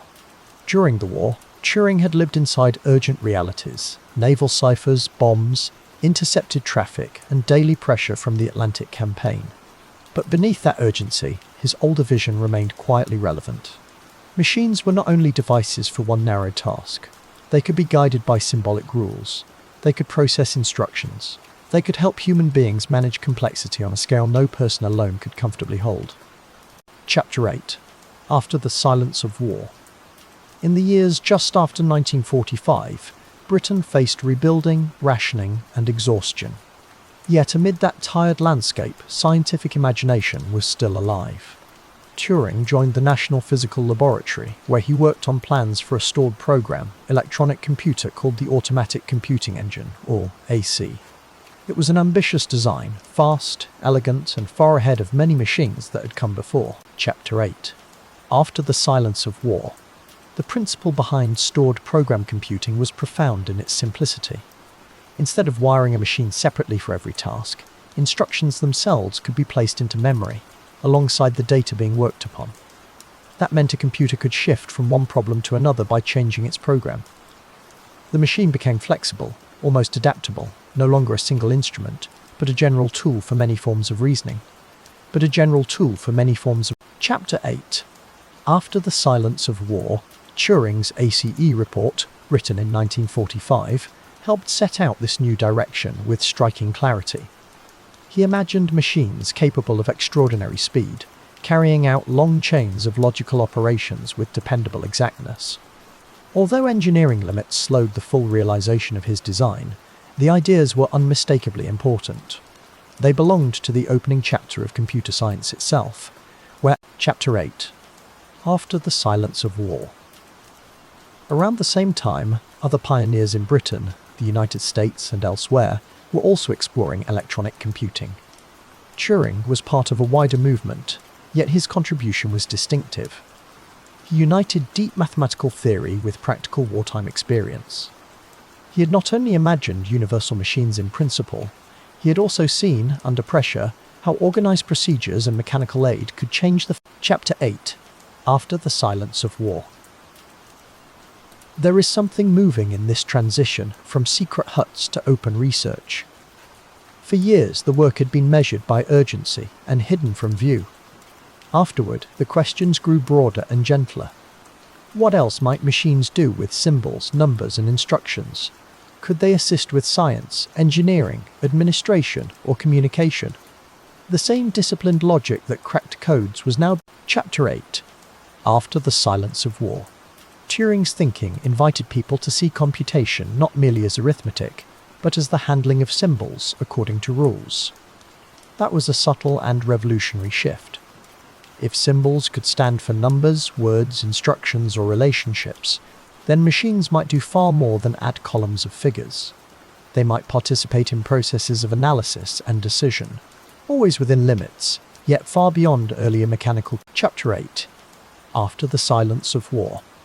In this way, the end of war opened a strange and beautiful horizon. The same century that had witnessed vast destruction was also discovering new methods for storing, processing, and transmitting knowledge. Turing stood near that threshold. He did not claim to see every future machine in detail, but he clearly understood the importance of programmable systems, devices that could follow instructions and extend. Chapter 8. After the Silence of War. In 1948, Turing moved to the University of Manchester, another important centre in early computing. There he worked with one of the first stored program computers to operate electronically. This was no longer pure theory resting on paper. It was the sound of real machinery, the pulse of valves, the careful arrangement of memory and code. The dream was becoming tangible, delicate, experimental, and full of promise. Chapter 8. After the Silence of War. At Manchester, Turing continued asking not only how machines could calculate, but what kinds of processes calculation might represent. This line of thought would later lead him toward the famous question of machine intelligence. Could a machine, by following sufficient rules and handling enough symbols, appear to think? He approached the matter with seriousness and curiosity, not as fantasy but as a genuine philosophical and scientific. Chapter 8. After the Silence of War. His 1950 paper Computing Machinery and Intelligence would become one of the best-known works in this field. In it, Turing proposed what later came to be called the Turing test, a way of reframing the difficult question of whether machines can think. Rather than chase definitions endlessly, he suggested examining conversation and imitation, asking how a machine might seem, to a human observer, intelligently responsive, to a human observer, Chapter 8. After the Silence of War. Yet even here, it helps to move slowly and gently. Turing was not announcing that machines had become human, nor that human minds were simple devices. Instead, he was exploring boundaries. He was asking how thought, language, and procedure might overlap in unexpected ways. These questions grew naturally from his earlier work, from logic, symbols, and the disciplined sequencing of instructions carried out. Chapter 8. After the Silence of War. For listeners resting here at the quiet edge of this story, the transition feels almost symbolic. During the war, signals crossed dark seas, carrying danger and secrecy. Afterward, another current began moving through laboratories and universities, the current of ideas. Information could be encoded, decoded, stored, and transformed. The language of wartime necessity slowly widened into the language of computation, research, and future possibility. Chapter 8. After the Silence of War. It is important, too, to remember that Turing did not work alone. The foundations of computer science were laid by many hands and minds, mathematicians, engineers, code breakers, logicians, and builders of hardware. But Turing occupies a rare place among them because he joined abstraction and reality so powerfully. He could imagine the universal form of a machine, then help create practical conditions in which such ideas could begin to live. Chapter 8.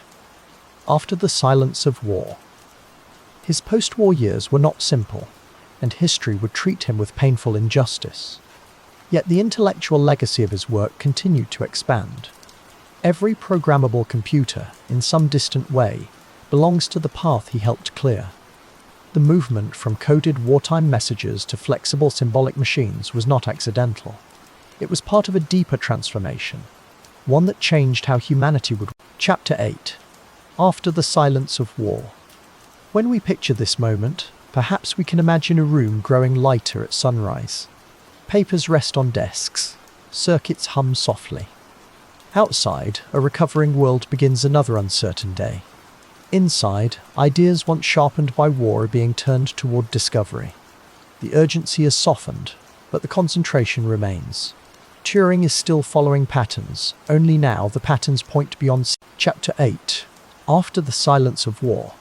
There is something deeply human in that shift. A mind trained to uncover hidden meaning in enemy ciphers begins to ask how machines might help us explore mathematics, language, and knowledge. The tools remain exact, but the purpose becomes wider. What started as survival becomes inquiry. What began as code breaking becomes computer science, a field concerned not only with answers, but with Chapter 8, After the Silence of War. So this chapter rests in a gentler light than the ones before it. The danger has eased, the secrecy lingers, but behind it we can already sense the outlines of another age. Turing's work no longer belongs only to war rooms and intercepted commands. It now reaches into classrooms, laboratories, and the invisible architecture of daily life, wherever instructions and information meet inside a machine. Chapter 8. After the Silence of War. And as we let this part of the story settle, we can feel the shape of a new beginning. The codebreaker becomes, more clearly than ever, a pioneer of computation. The long night of conflict gives way to morning thought. From symbols on paper to programs in memory, from secrecy to possibility, Turing's path continues onward, guiding us gently toward the age in which humans and machines would begin thinking side by side. Chapter 9. The Mind Beyond the Locked Door. After the war, the public knew little of Alan Turing's hidden triumphs, yet the burdens of peace would weigh on him heavily. In these quieter years, we step away from code books and machines and sit beside the human being himself, brilliant, private, playful, and deeply vulnerable in a world not prepared to meet him with kindness or understanding.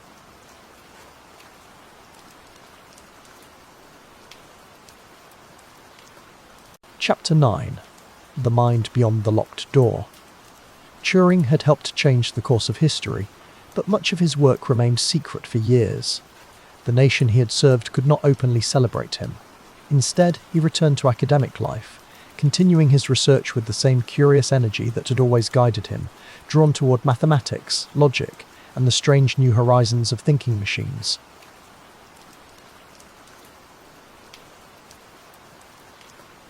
Chapter 9. The Mind Beyond the Locked Door.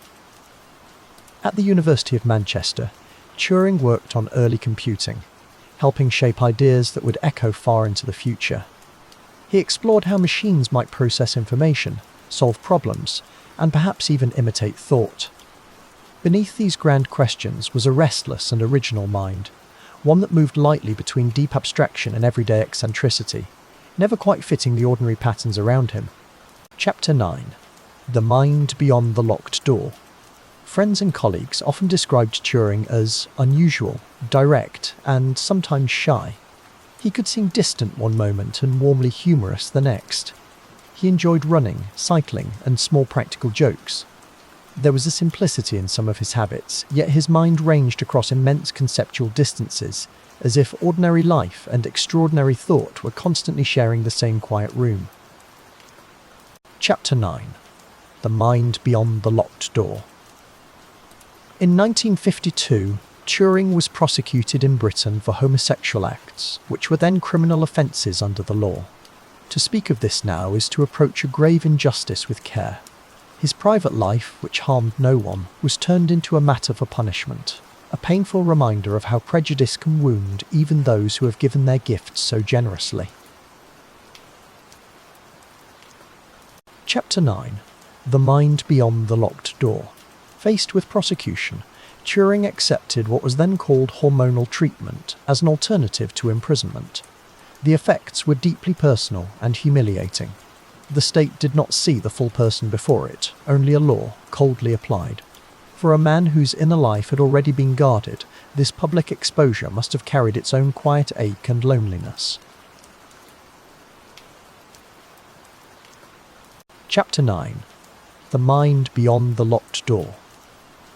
It is important to remember that this was not a minor hardship, nor a passing embarrassment. It touched his body, his privacy, and his place in society. Security restrictions also followed, limiting parts of his official work. The same country that had relied upon his rare brilliance now regarded him with suspicion, as though genius could be separated from the human heart that carried it. Chapter 9. The Mind Beyond the Locked Door. Yet, Even in these years, Turing continued to think, write, and explore. His famous 1950 paper, Computing Machinery and Intelligence, had already asked whether machines might think, proposing what later became known as the Turing test. The question was not merely technical, it opened a door into philosophy, language, and consciousness, inviting future generations to wonder. Chapter 9. The Mind Beyond the Locked Door. He was also drawn to another mystery altogether, the mathematics of living forms. In his 1952 paper on morphogenesis, Turing explored how patterns in nature might emerge through chemical processes. Stripes, spots, spirals, and structures seemed to rise from hidden rules. Even after war and prosecution, his attention still turned toward creation, toward the deep order beneath the visible world, Chapter 9. The Mind Beyond the Locked Door. This breadth of thought tells us something essential about him. Turing was not only a codebreaker, nor only a computer pioneer. He was a seeker of patterns wherever they appeared, in ciphers, in logic, in machinery, in biological growth. His mind moved toward hidden structures with quiet delight, as though every mystery contained a rhythm waiting patiently to be heard and understood. Chapter 9. The Mind Beyond the Locked Door.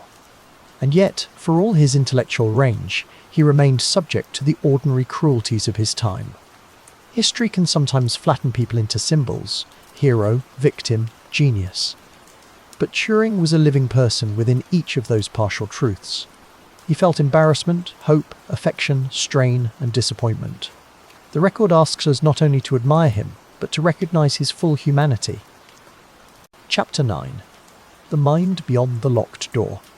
There is a particular sadness in knowing that so much of his wartime achievement remained hidden during his lifetime. Recognition came slowly, and often too late to offer comfort. The silence around his greatest service meant that many around him saw only fragments. They could not easily measure what had already passed through his hands, or how many lives had been spared by his unseen labour.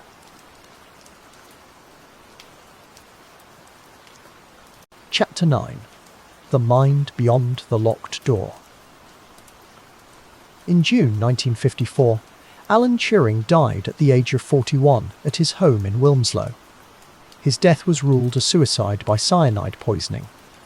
Historians and biographers have reflected on the circumstances with care, and some questions remain in public discussion. What is certain is that his life ended far too soon, leaving behind sorrow, silence, and a sense of unfinished. Chapter 9. The Mind Beyond the Locked Door. One image has lingered strongly in popular memory: the apple found near his bed. Over time, it has gathered symbolic meaning, though not every detail can be fully verified beyond the historical record. What remains beyond legend is the human loss. A mind of astonishing originality, a life marked by service and pain, came to a close in heartbreaking stillness. Chapter 9. The Mind Beyond the Locked Door. It is tempting, when looking back, to ask whether things might have been different in a kinder age. Perhaps they might, but history offers no gentle correction, only witness. So we stay here for a moment, not to disturb the calm of this telling, but to honour the truth that brilliance does not shield a person from loneliness, nor service from injustice. Chapter 9. The Mind Beyond the Locked Door. The tragedy of Turing's final years does not erase his joy, his wit, or his intellectual freedom. Those also belonged to him. To remember him well is not only to dwell in sorrow, but to hold the whole person together: the runner crossing open ground, the mathematician following a beautiful proof, the thinker smiling at a puzzle no one else had yet noticed. Chapter 9. The Mind Beyond the Locked Door. In later decades, as secrecy lifted and attitudes changed, the world began to understand more clearly what had been lost. Scholars, technologists, and ordinary readers returned to his work with fresh reverence. They found not a distant monument, but a vivid intelligence still speaking across time, asking difficult questions, offering elegant ideas, and reminding us how fragile justice can be. Chapter 9. The Mind Beyond the Locked Door. Official recognition also came, though long after his death. In 2009, the British government issued a formal apology for the treatment he endured.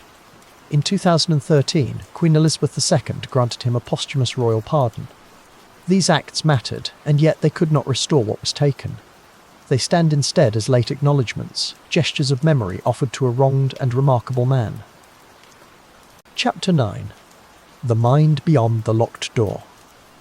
Today, Turing's name lives in mathematics, computer science, artificial intelligence, and public memory.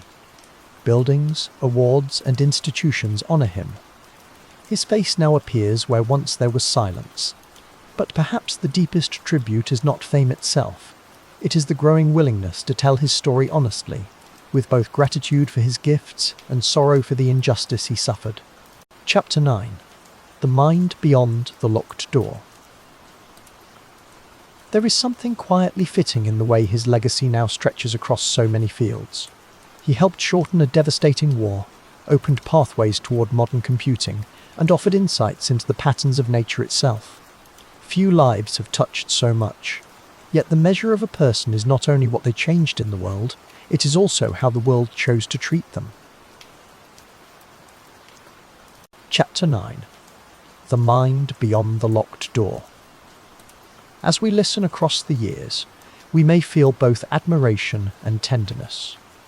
Turing's story asks us to hold these together. It invites us to marvel at what the mind can do, while never forgetting the vulnerability of the person who bears it. Genius can illuminate history, but it still longs for safety, dignity, affection, and the simple grace of being understood. Chapter 9. The Mind Beyond the Locked Door. Perhaps that is why his story remains so moving. It contains triumph without comfort, fame without timely recognition, and imagination set against harsh constraint. In him, the future seemed to arrive early, yet the society around him remained painfully behind. The contrast is difficult to forget. It leaves us with admiration touched by grief, and grief softened by enduring respect, and grief softened by enduring respect. Chapter 9. The Mind Beyond the Locked Door. When we remember Alan Turing now, we remember more than a machine, a code, or a wartime secret. We remember a singular life, radiant with thought, marked by injustice, and still luminous in its influence. The locked doors around him were built by his age. The mind beyond them, however, continues to reach us, patient, searching, and quietly alive in history. Chapter 9. The Mind Beyond the Locked Door. And so, this chapter closes in stillness, with gratitude and with care. Not every life that changes the world is met with gentleness. Not every truth is recognized in its own time. But here, in the calm after history's noise, we can pause and remember him fully. Alan Turing, brilliant and human, wounded and enduring, beyond the locked door at last. Chapter 10. A Last Light Left Burning. As this final chapter begins, the noise of war seems to drift farther away, leaving only quiet rooms, paper scraps, rotating wheels, and the steady patience of those who worked without fanfare. What remains is not a single dramatic moment, but a long chain of careful thought, hidden labour that helped bend history toward a different dawn.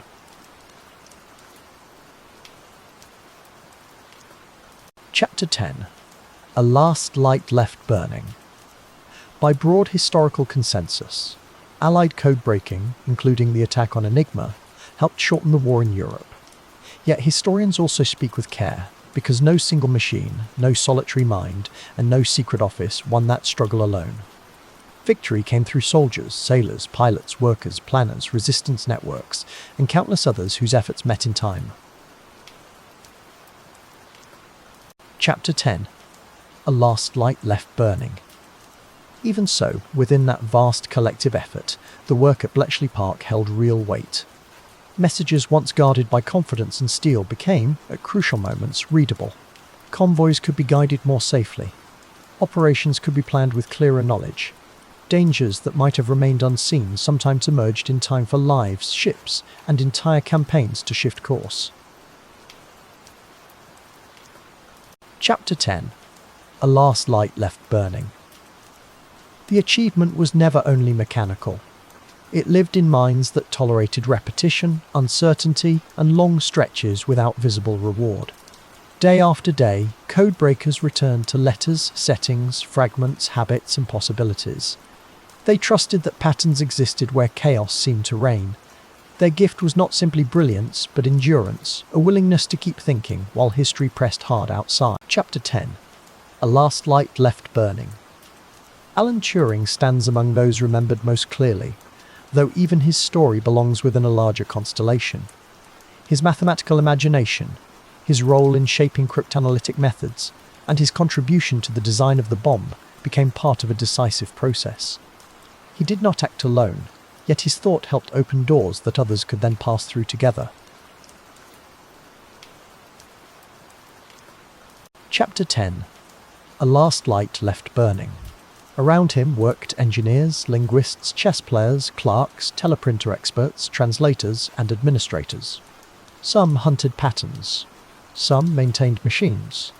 Some sorted raw intercepts into forms others could use. Some protected the fragile secrecy surrounding every success. In hidden rooms, each task could seem small on its own, yet small tasks gathered into knowledge, and knowledge. Chapter 10. A Last Light Left Burning. There is something deeply human in that image. Not heroes posed beneath banners, but tired people under lamplight, carrying teacups, pencils, folders, and worries. History often remembers grand speeches and visible battles. But here, the turning point was more delicate. It sounded like paper being unfolded, switches clicking, and the measured breath of someone trying one more idea before dawn. Chapter 10. A Last Light Left Burning. The coded letters that arrived each day were not abstract puzzles alone. They carried movements of submarines, supply routes, intentions, delays, and risks. To read them was to glimpse decisions in motion. Every recovered meaning might become a warning passed onward, a ship rerouted, an operation refined. In that way, thought itself entered the war, quiet, indirect, and astonishingly consequential. Chapter 10. A Last Light Left Burning. Still, secrecy shaped everything. Those who knew the value of what had been accomplished could rarely speak of it openly. For years after the war, much of the story remained veiled. Praise that might have arrived in public did not come. Many who had changed events returned to ordinary lives, carrying extraordinary knowledge inward, where it remained largely unshared.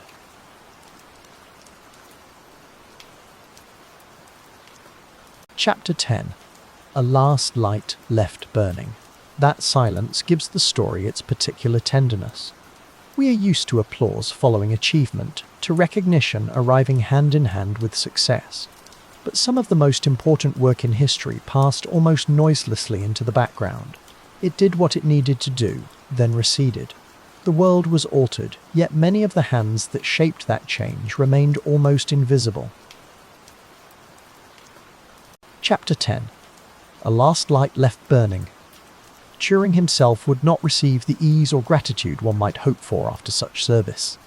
His later life carried brilliance, originality, and profound contribution, but also cruelty from the society around him. Remembering him fully means holding both truths together, the intellectual light he offered the world, and the needless suffering imposed upon him in return.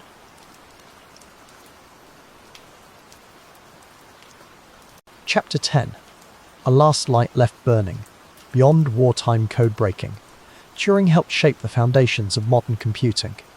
His earlier theoretical work on computation had already changed how thinkers imagined machines and logic. After the war, he continued exploring what machines might do, how they might process instructions, and what intelligence itself could mean. The future of computing was not built by him alone, but his influence runs through it. Chapter 10. A Last Light Left Burning. In this way, the story circles outward. The same patient reasoning once turned toward military secrecy would also help open pathways into a new technological age. Ideas tested under pressure did not vanish with peace. They continued, transformed, in laboratories, universities, and design rooms, eventually flowing into the computers that now shape daily life across the world. Chapter 10. A Last Light Left Burning. Yet it is worth pausing before that later legacy, and simply remembering the wartime moment for what it was.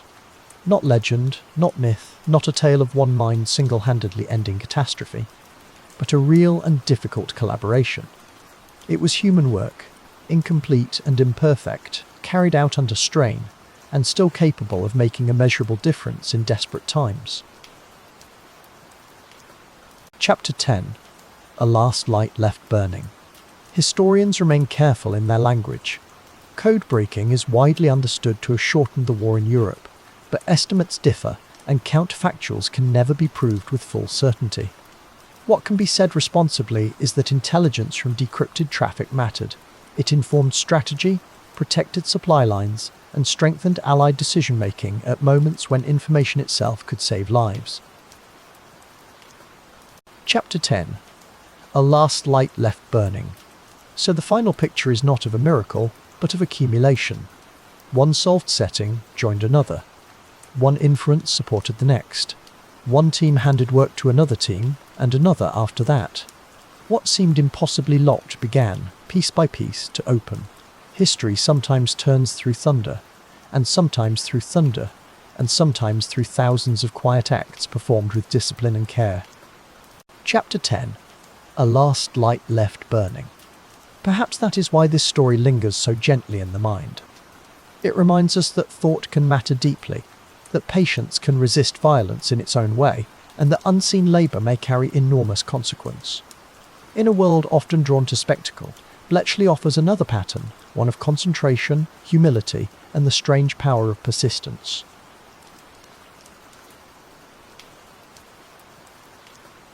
Chapter 10. A Last Light Left Burning. Imagine, for a moment, the hidden rooms settling into evening. Papers are stacked, machines cool, footsteps soften along corridors. Outside, the wider world remains uncertain, but inside, there is the fragile comfort of progress, not complete, not guaranteed, simply enough to continue. Someone closes a file, someone closes a file, someone marks a result, someone prepares to begin again tomorrow. Chapter 10. A Last Light Left Burning. In remembrance, it feels right to honour not only the famous names, but the many lives still less visible. Those who listened, sorted, repaired, typed, calculated, translated, delivered, and kept confidence. Those whose memories were folded into archives or lost to time. Their work formed the fabric around every breakthrough. Without them, the brighter threads could never have held. Chapter 10. A Last Light Left Burning. And so, Alan Turing remains, in memory, neither untouched genius nor distant symbol alone, but a person within history, gifted, complex, vulnerable, and enduring. His legacy belongs partly to war, partly to science, and partly to the moral lesson his life leaves behind. What the world owes him is not only admiration, but honesty, gratitude, and care. Chapter 10. A Last Light Left Burning. As this journey nears its close, the coded letters, turning wheels, and careful deductions seem to gather into a single quiet truth. History is often redirected by those who are barely seen while it happens. They do not always stand at the front. Sometimes they sit in silence, following a pattern through darkness until a path begins to appear.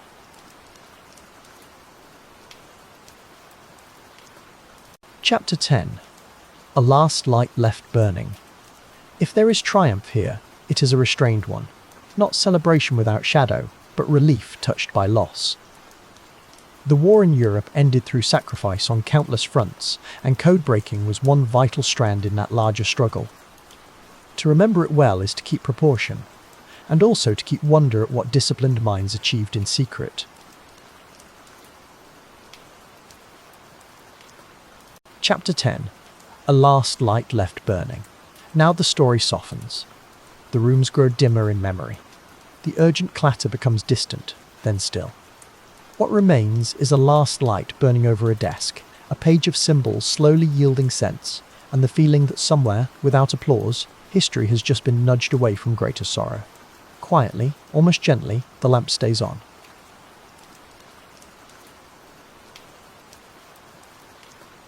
Chapter 10. A Last Light Left Burning. And with that final light, we let this chapter rest. We leave the hidden rooms in peace, carrying forward the memory of minds that worked in silence and changed the world without asking to be seen.